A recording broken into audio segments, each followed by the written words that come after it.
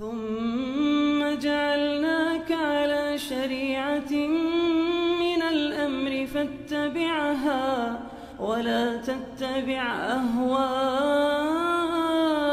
الذين لا يعلمون. Allah, saya menarik untuk menjawab tentang kelompok yang dinamakan sebagai kelompok Wahabi. Ya. Pertama, di dalam kita menilai seseorang, kita harus menggunakan penilaian yang adil. Penilaian yang adil. Karena segala sesuatu yang kita ucapkan, itu semuanya akan dimintai pertanggungjawaban di hadapan Allah Subhanahu wa taala kelak di yaumul qiyamah. Allah Subhanahu wa taala mengatakan dalam Al-Qur'anul Karim, "Alladzina yu'dzunal mu'minina wal mu'minat bighairi maktasabu faqad ihtamalu buhtanan wa itsman mubina." Dan orang-orang yang mereka menyakiti mukminin dan mukminat, menuduh mereka apa yang tidak pernah mereka lakukan, menuduh apa yang tidak pernah mereka ucapkan, maka sungguh dia akan membawa dosa yang sangat besar di sisi Allah Subhanahu wa taala. Dan Nabi sallallahu alaihi wasallam telah menyebutkan dalam hadis-hadisnya sangat banyak. Di antaranya kata Nabi sallallahu alaihi wasallam, "Innal 'abda la yatakallam bi kalimatin."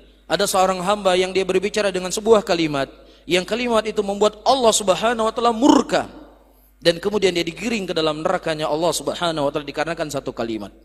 Dalam hadis yang lain, Rasulullah sallallahu alaihi wasallam mengatakan, barang siapa yang seseorang mengucapkan sesuatu kepada saudaranya apa yang dia pernah dia ucapkan, maka di yaumul qiyamah Allah akan minumkan dia dari nanahnya penghuni neraka. Iya dan billah.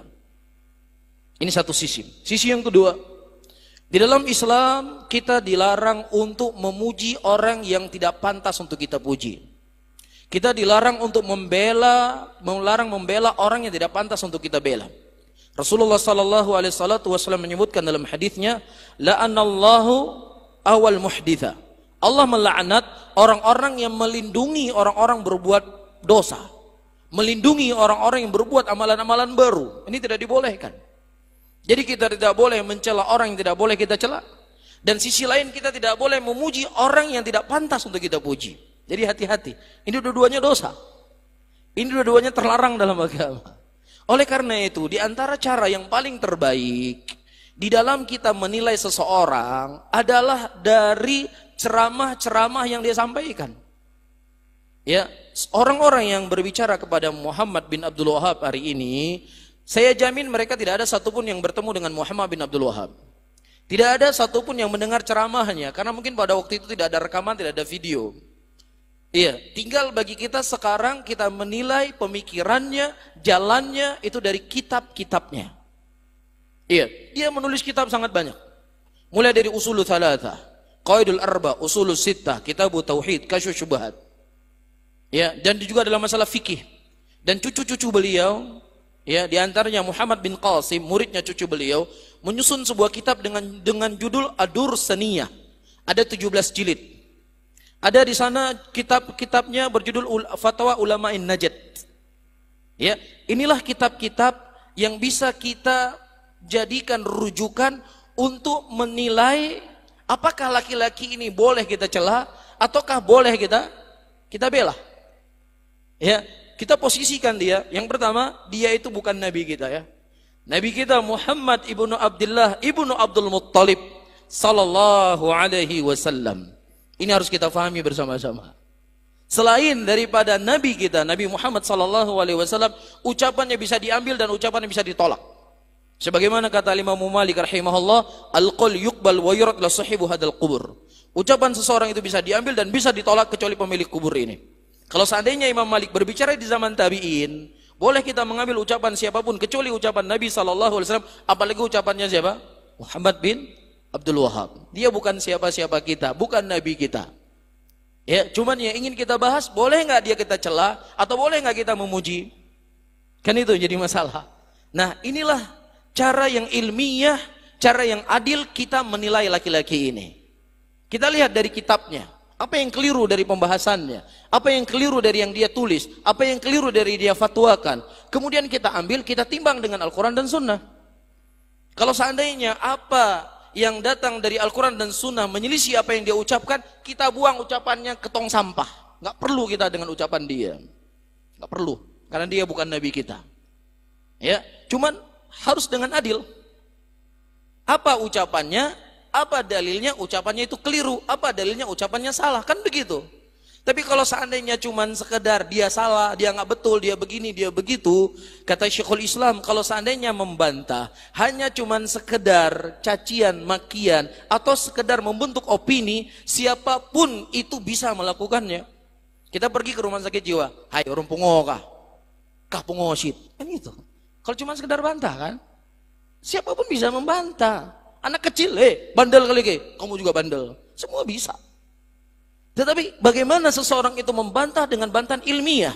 Ini keliru, dalilnya ini keliru, dalilnya ini keliru, dalilnya ini. Demikian. Iya, demikian thariqah ilmiah di dalam kita menyikapi seseorang. Ya, saya yakin para hadirin yang hadir di sini sudah sempat kuliah. Bagaimana anak-anak mahasiswa menilai sebuah permasalahan dengan pijakan, dengan data, dengan dalil. Iya, kan begitu kan? Nah, di antara hal-hal yang tersebar di tengah-tengah muslimin, laki-laki ini dia suka ya, atau dia telah menghancurkan makam-makam para wali. Makam para wali itu ditebang, dihancurkan, diratakan dengan tanah. Nah, pertama harus kita selidiki, benar nggak sejarahnya? Dari buku-buku yang tertulis, dari sejarah-sejarah yang bersanad yang bisa dipertanggungjawabkan, ternyata memang benar. Dia menghancurkan makam-makam keramat atau makam-makam para wali, diratakan dengan tanah. Betul, sejarahnya demikian. Nah, sekarang thariqah yang kedua. Perbuatannya ini salah atau benar? Bukan salah benarnya menurut kita, atau menurut fulan, atau menurut siapa saja yang ingin menjatuhkannya, tetapi pegangannya adalah Al-Quran dan sunnatir Rasul sallallahu alaihi wasallam. Di antara dalil, ya, kita di sini para hadirin bukan sedang ingin membela beliau ini mati-matian, tapi ini membab ucapan Nabi sallallahu alaihi wasallam, unsur akhaka zaliman aw madluman.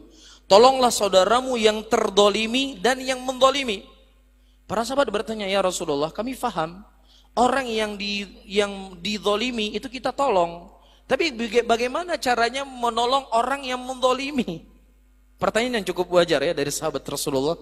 Kemudian Nabi SAW mengatakan, menolong orang yang mendolimi, engkau pegang tangannya, engkau larang dia untuk tidak berbuat lagi perbuatan zalim. Itu caranya. Jadi kita menyampaikan hal yang seperti ini agar bagaimana saudara-saudara kita muslimin yang mungkin keliru atau mungkin salah faham, mudah-mudahan bisa mengambil manfaat dari apa yang kita sampaikan. Jelas ya, cuman saya tegaskan kembali, dia bukan Nabi kita. Itu yang terpenting. Itu yang terpenting. Iya. Datang hadis dari Ali bin Abi Thalib radhiyallahu taala anhu, dan hadisnya sudah sering kita sampaikan. Iya, sangat sering. Kata Ali bin Abi Thalib radhiyallahu taala anhu, "Ya Abul Hayyaj, hal tuhibbu an ab'athuka bima ba'athani Nabi sallallahu alaihi wasallam, ma min qubrin musyrifin illa sawaitahu." Wahai Abu Hayyaj, apakah engkau ingin aku mengutus engkau dengan sebuah tugas yang Rasulullah dulu juga pernah mengutusku? Apa itu? Tidak ada kuburan yang ditinggikan kecuali engkau ratakan dengan tanah. Ali diutus oleh Rasulullah dengan tugas ini, dan kemudian beliau memerintahkan juga siapa? Abu Hayyaj untuk bertugas dengan tugas yang beliau dulu pernah bertugas. Iya, yang kedua, di zaman Nabi Shallallahu Alaihi Wasallam ada sebuah pohon. Ya, ada sebuah pohon. Pohon itu dijadikan oleh Rasulullah untuk membaiat sahabatnya. Dikenal dengan bai'atur ridwan. Iya. Dan Allah khobarkan dalam Al-Quran pohon itu. Laqad radiyallahu anil mu'minin idh yubai'unaka tahta syajarati. Allah telah ridha kepada kaum mukminin ketika mereka membaiatmu di sebuah pohon. Disebutkan dalam Al-Quran pohonnya. Kita bisa bayangkan kalau seandainya ada pohon di Aceh, disebutkan dalam Al-Quran. Berdiri Nabi di situ. Para sahabat juga berdiri di situ. Gimana kira-kira akan terjadi? Mungkin akan dipugar, dilestarikan sampai detik ini mungkin. Dan itu subhanallah di zamannya Umar sudah mulai. Itu di kota Madinah, di kota hijrahnya Rasulullah sudah mulai. Orang-orang sudah mulai beriktikaf di situ. Sudah mulai mereka datangi pohon itu, nyo pohon pastina kelebihan pohonnya. Rasulullah dulu berdiri di sini. Allah menyebutkan dalam Al-Quran, sudah mulai hati manusia. Dengan kecerdasan dan kefakihan Umar bin Khattab radhiyallahu taala anhu, beliau menebang pohon itu sampai ke akar-akarnya, tidak meninggalkan sisa.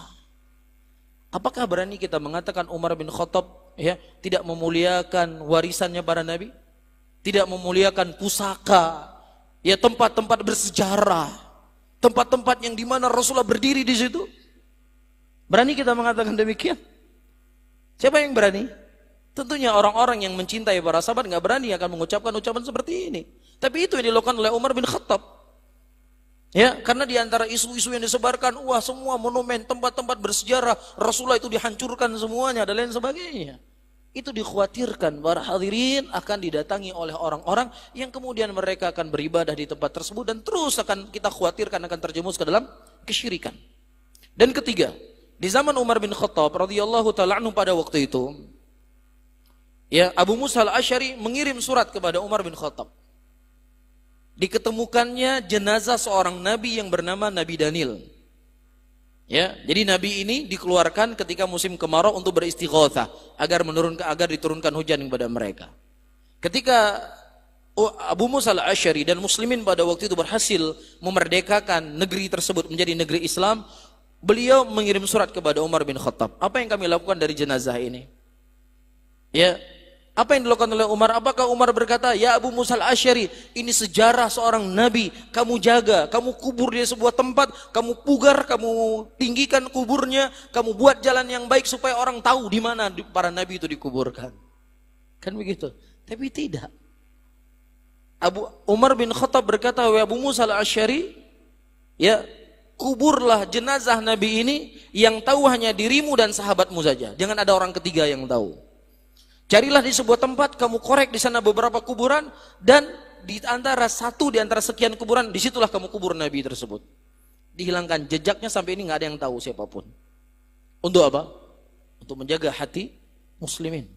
Nah, kalau seandainya ini merupakan kesalahan Muhammad bin Abdul Wahab, yang kalian anggap sebagai sebuah kesalahan, maka tentunya dia tidaklah membuat sesuatu kecuali apa yang datang dari Nabi SAW, apa yang datang dari para Khulafaur Rasyidin, dan perkara-perkara yang lainnya yang tentunya tidak mencukupi waktu untuk kita membahasnya. Cuman ini di antara isu yang paling isu yang paling